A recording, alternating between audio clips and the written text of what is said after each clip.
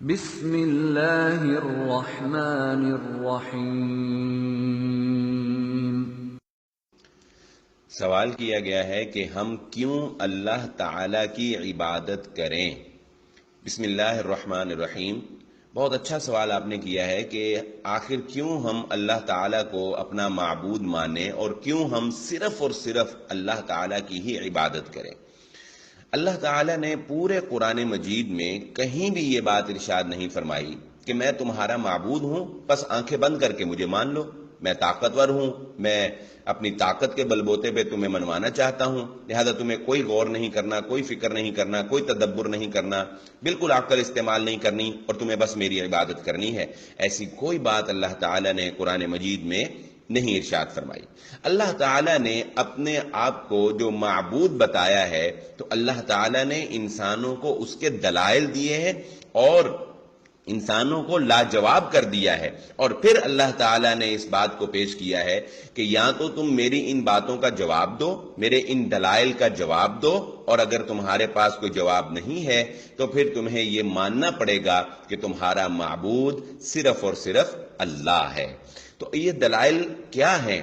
سورۃ الفاتحہ میں اللہ رب العزت نے سب سے پہلی آیت میں یہ بات ارشاد فرمائی، الحمدللہ رب العالمین، ہر قسم کی تعریف اللہ کے لیے ہے جو کہ تمام جہانوں کا پروردگار ہے۔ سب سے پہلے اس بات کو سمجھیے کہ اللہ تعالی ہمارا رب ہے اور اس کی ربوبیت کے دلائل ہیں، جیسا کہ اللہ تبارک و تعالی نے سورۃ النمل آیت نمبر 60 میں یہ بات ارشاد فرمائی، امن خلق السماوات والارض وانزل لكم من السماء ماء فانبتنا به حدائق ذات بهجة ما كان لكم ان تنبتوا شجرها اله مع الله بل هم قوم يعدلون۔ کون ہے جس نے آسمانوں کو پیدا کیا؟ کون ہے جس نے زمین کو پیدا کیا؟ کون ہے جو آسمان سے تمہارے لیے بارش نازل کرتا ہے، پھر اس بارش سے تمہارے لیے اناج اگاتا ہے، کھیتی اگاتا ہے؟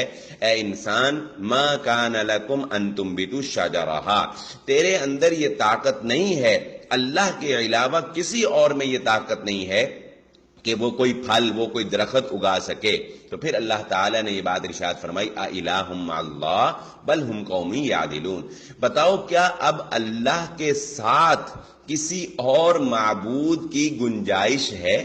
یعنی یہ سارے کام جو ہے یہ اللہ تعالیٰ کر رہے ہیں، تو جب اللہ خالق ہے، اللہ مالک ہے، اللہ رازق ہے، تو پھر اللہ یہ حق رکھتا ہے کہ اس کی ہی عبادت کی جائے اور اس کے ساتھ کسی کو شریک نہ ٹھہرایا جائے۔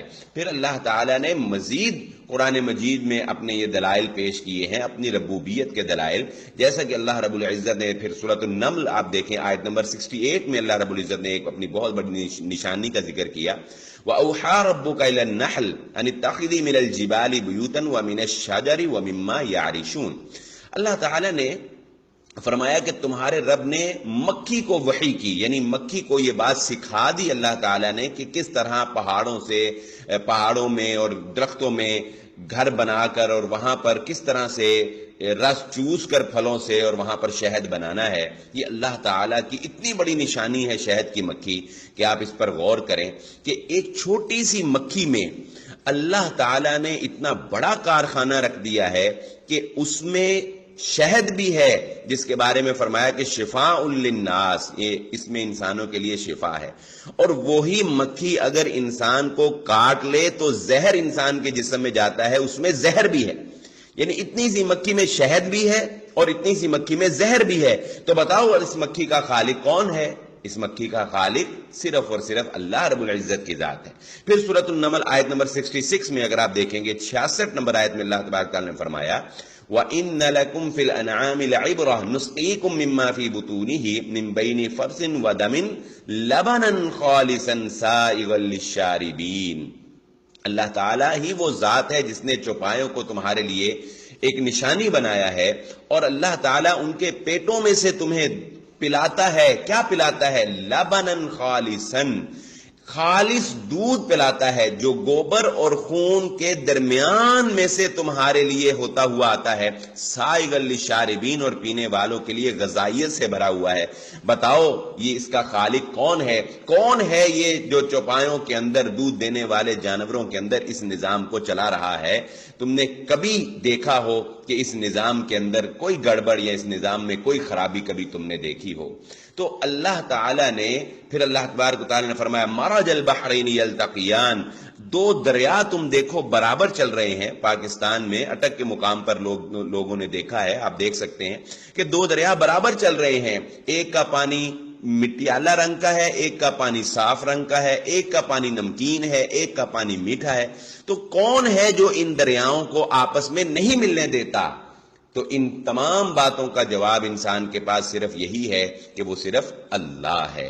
اللہ تعالیٰ نے ان اپنی نشانیوں کو پیش کرنے کے بعد تین بڑی باتیں جو ہیں وہ پیش کی ہیں اللہ تبارک و تعالیٰ نے، کہ ٹھیک ہے اگر تمہیں یہ لگتا ہے کہ اللہ تعالیٰ رب نہیں ہے، اللہ تعالیٰ رب نہیں ہے، تو پھر تمہیں یہ چاہیے کہ تم اللہ رب العزت جیسی کوئی چیز پیدا کر کے دکھا دو۔ جیسے کہ سورہ نمل میں میں نے آپ کے سامنے وہ آیت پڑھی کہ ما کان لکم ان تنبتوا الشجرہ، انسان تم یہ طاقت نہیں رکھتے کہ تم یہ درخت پیدا کر سکو۔ اگر تمہیں یہ لگتا ہے کہ اللہ رب نہیں ہے، کوئی اور رب ہے، تو ٹھیک ہے اس کو کہو کہ مچھر کا ایک پر بنا کر دکھائے، سورج کی ایک کرن بنا کر دکھائے، زمین سے کوئی اناج اگا کر دکھائے، کچھ تو اللہ رب العزت جیسا پیدا کر کے دکھائے، تو پھر تم یہ دعویٰ کر سکتے ہو کہ اللہ رب نہیں بلکہ رب کوئی اور ہے۔ اچھا اگر تم یہ نہیں کر سکتے، اور یقیناً یہاں پر آ کر انسان لاجواب ہو جاتا ہے، تو اگر تم یہ نہیں کر سکتے تو پھر ایک اور کام کرو جس کو اللہ تبارک و تعالیٰ نے سورۃ الملک آیت نمبر 3 میں ارشاد فرمایا الذی خلق 7 سماوات طباقا ما ترى في خلق الرحمن من تفاوت فارجع البصر هل ترى من فطور۔ اللہ وہ ذات ہے جس نے آسمانوں کو پیدا کیا اور تمہیں رحمان کی تخلیق میں کوئی عیب نظر نہیں آئے گا۔ فرجع البصر هل ترى من فطور، تم بار بار دیکھو تمہاری نظر تھک جائے گی، لیکن انسان تجھے اللہ تعالیٰ کی پیدا کی ہوئی چیزوں میں کوئی نقص نظر نہیں آئے گا۔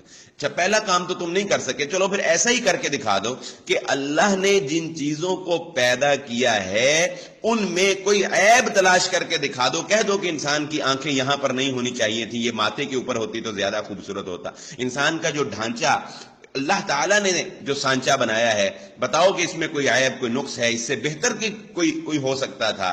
یہاں پر آ کر بھی پھر انسان جو ہے وہ لاجواب ہو جاتا ہے۔ اور ایک تیسری دلیل جو اللہ تعالیٰ نے سورۃ البقرہ آیت نمبر 258 میں حضرت ابراہیم علیہ السلام کے واقعے سے بیان کی کہ جب وہ شخص نمرود جس کے ساتھ حضرت ابراہیم علیہ السلام کا مناظرہ ہوا، اس کو حضرت ابراہیم علیہ السلام نے یہ دلیل پیش کی قال ابراہیم فإن اللہ یأتی بالشمس من المشرق فأتی بها من المغرب فبہت الذی کفر۔ حضرت ابراہیم علیہ السلام نے کہا میرا رب وہ ہے جو سورج کو مشرق سے نکالتا ہے، تم سورج کو مغرب سے نکال کر دکھا دو، بات ختم ہو جائے گی۔ اگر تمہیں دعوی خدائی ہے تو ٹھیک ہے، تم کچھ کر کے دکھاؤ، اللہ کے نظام کائنات کے مخالف کچھ کر کے دکھا دو، فبہت الذی کفر، تو کافر وہاں پر ہکا بکا رہ گیا۔ تو یہ تین بڑے دلائل ہیں جو اللہ تعالیٰ نے اپنی ربوبیت کو منوانے کے لیے انسانوں کے سامنے پیش کیے ہیں، اور ویسے تو قرآن مجید میں بھرے پڑے ہیں اللہ تعالیٰ کی ربوبیت کے دلائل۔ تو بات کا خلاصہ یہ ہے کہ جب رب صرف اور صرف اللہ ہے اور اس کے دلائل کے سامنے ہم لاجواب ہیں، ہمارا خالق، ہمارا مالک، ہمارا رازق، ہمیں اولاد دینے والا، ہم پر بارشیں نازل کرنے والا، ہمیں آزاد دینے والا، ہر قوت ہمیں عطا کرنے والا صرف اور صرف اللہ ہے، تو پھر وہ اس بات کا حق رکھتا ہے کہ یہ ماتھا جھکے تو صرف اس کے سامنے، یہ ہاتھ اٹھیں تو صرف اس کے سامنے، دعا مانگی جائے تو صرف اسی سے، عبادت کی جائے تو صرف اسی کی۔ واللہ عالم۔